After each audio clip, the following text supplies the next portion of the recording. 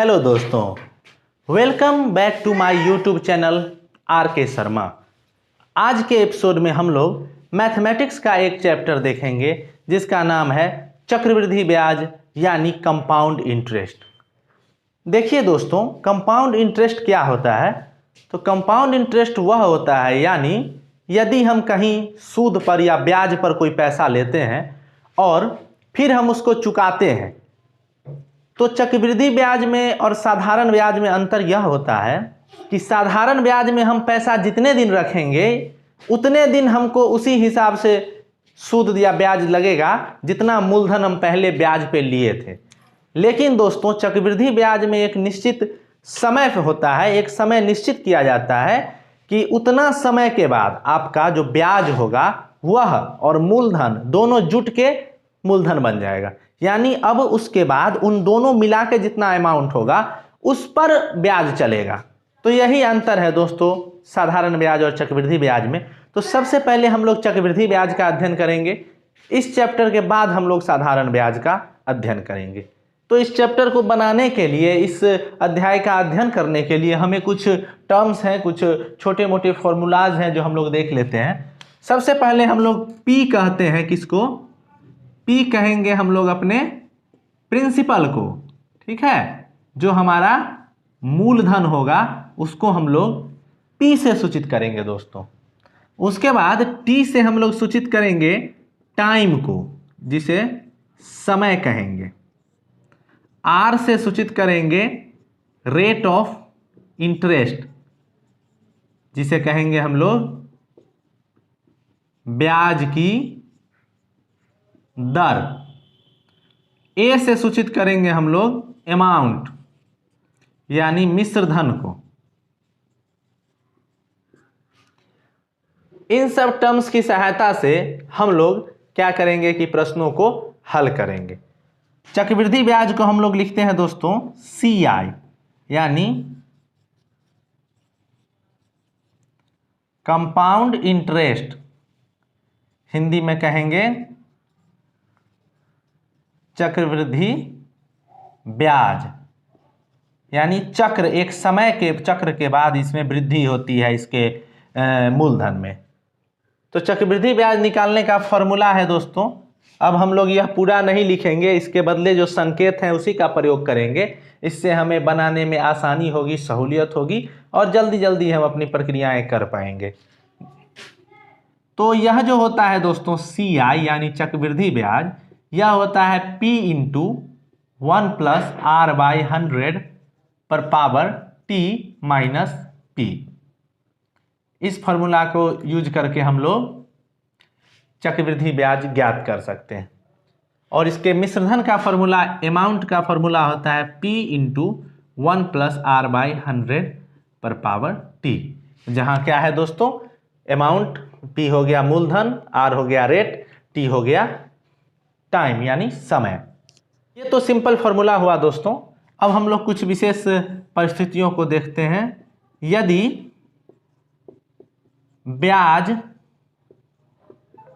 छमाही संयोजित हो, यानी अगर एक साल पे चक्रवृद्धि ब्याज हो रहा है, यानी एक साल पर मूलधन और ब्याज जुटकर मूलधन बन रहा है, तो उसमें कहीं कुछ लिखा नहीं रहेगा, सीधा लिखा रहेगा, तो उसको हम लोग मानेंगे कि यह एक साल पे हो रहा है। तो उसके लिए सिंपल फॉर्मूला लगाएंगे।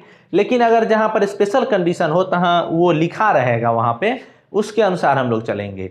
यदि ब्याज छमाही संयोजित हो, कहने का मतलब 6 महीना पर ही रेट ऑफ इंटरेस्ट से जो ब्याज होगा और मूलधन दोनों जुट जाएगा और वह नया मूलधन बन जाएगा। ठीक है दोस्तों। तो जब ब्याज छमाही हो तो दर को हम लोग क्या करेंगे, दर को आधा कर देंगे, ठीक, और समय को दुगुना कर देंगे। ऐसा इसलिए करेंगे दोस्तों कि अगर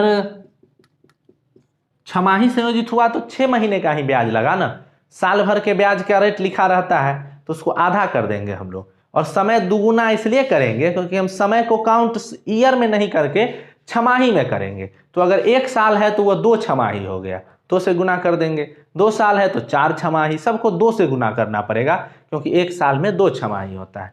कहीं कहीं पर क्वेश्चन आपको रहेगा दोस्तों कि ब्याज तिमाही संयोजित हो, 3 माह पर ही संयोजित हो जाए,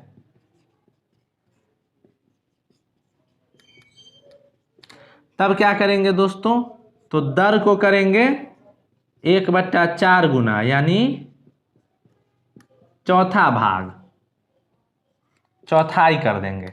दर जो होगा उसको 4 से भाग कर देंगे, ठीक है। और समय हो जाएगा 4 गुना, समय को 4 से गुना कर देंगे दोस्तों। तो आइए इस पर आधारित हम लोग कुछ प्रश्नों को बनाने की कोशिश करें। तो दोस्तों हमारे पास पहला प्रश्न आ गया है, आयुष ने ₹10,000 की एक राशि को 10% चक्रवृद्धि ब्याज की दर से 3 वर्ष के लिए निवेश किया, तो ज्ञात करें कि 3 वर्ष बाद उसे कितनी राशि प्राप्त होगी। देखिए दोस्तों, सबसे पहले हम लोग मूलधन P लिखते हैं, कितना है, तो वह है 10,000। रेट ऑफ इंटरेस्ट R क्या है, तो 10%। T क्या है, तो 3 वर्ष। अब कहा जा रहा है कि कितनी राशि टोटल प्राप्त होगी, यानी अमाउंट, यानी मिश्रधन पूछा जा रहा है। तो उसका फॉर्मूला है P × 1 + R/100/T, यानी P कितना हुआ दोस्तों, तो 10,000 गुना 1 + R कितना है, तो 10/100/3। 10 से इसको देंगे तो 10, यानी ये हो गया दोस्तों 10,000 गुना 1 जोड़ 1/10/3, यानी 10,000 गुना 10 एकम 10 और 1 11/10/3, यानी उसको 3 बार गुना करेंगे। ये 10 से 1 0 गया, 10 से 1 0, 10 से 1 0, 11 गुने 11 होता है 1331, और एक 10 से गुना करेंगे तो एक शून्य उस पर बैठ जाएगा, यही ₹13,310 आंसर हो जाएगा, जो उसे कुल राशि प्राप्त होगी। मूलधन पता है, दर पता है, समय पता है, हमने साधारण जो सिंपल इसका फॉर्मूला है उस पर हमने इसका कंपाउंड इंटरेस्ट, इसका अमाउंट यानी मिश्रधन निकाल लिया। अमाउंट का फॉर्मूला है P × 1 + R/100⁻T। अगला प्रश्न है दोस्तों, अर्धवार्षिक रूप से संयोजित यानी छमाही संयोजित 1,000 रुपए का 5% वार्षिक दर से 1 वर्ष का चक्रवृद्धि ब्याज क्या होगा। देखिए P क्या है दोस्तों, P है हमारा ₹1,000, R है कितना, दर है 5% वार्षिक, तो इसको छमाही में बदलेंगे तो क्या करेंगे दोस्तों, अभी हम लोगों ने अध्ययन किया कि दर को 2 से भाग देंगे, तो 5/2% छमाही। टाइम कितना है दोस्तों, 1 वर्ष, तो इसको कैसे गुना करेंगे, तो 1 गुने 2 यानी 2 छमाही।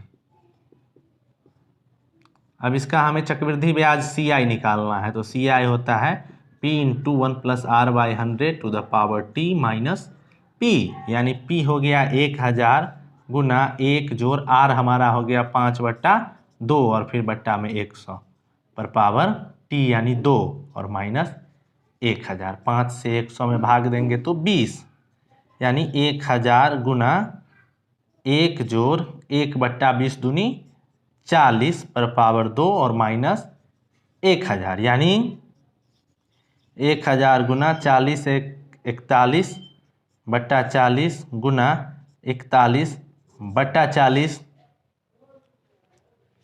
माइनस 1,000। 2 0 से 2 0 चला जाएगा, 2 से भाग देंगे, 2 पंचे 10। इसको अगर हम गुना करते हैं दोस्तों तो कितना होता है, 8405, और घटे 1,000 को भिन्न का जोड़ करेंगे तो 4 दूनी 8 से गुना करेंगे तो 8,000 बट्टा 4 दूनी 8, यानी 405/8। 8 पंचे 40, 0 8 6 48, 8 दूनी 16, 8 पंचे 20, 50 रुपया 625, यानी 62.5 पैसा इसका आंसर हुआ दोस्तों, वही इसका चक्रवृद्धि ब्याज होगा। अगला प्रश्न है दोस्तों, 50,000 रुपये चक्रवृद्धि ब्याज पर उधार लिया गया है, जिसके पहले वर्ष चक्रवृद्धि ब्याज की दर 1%, दूसरे वर्ष 2% और तीसरे वर्ष 3% है।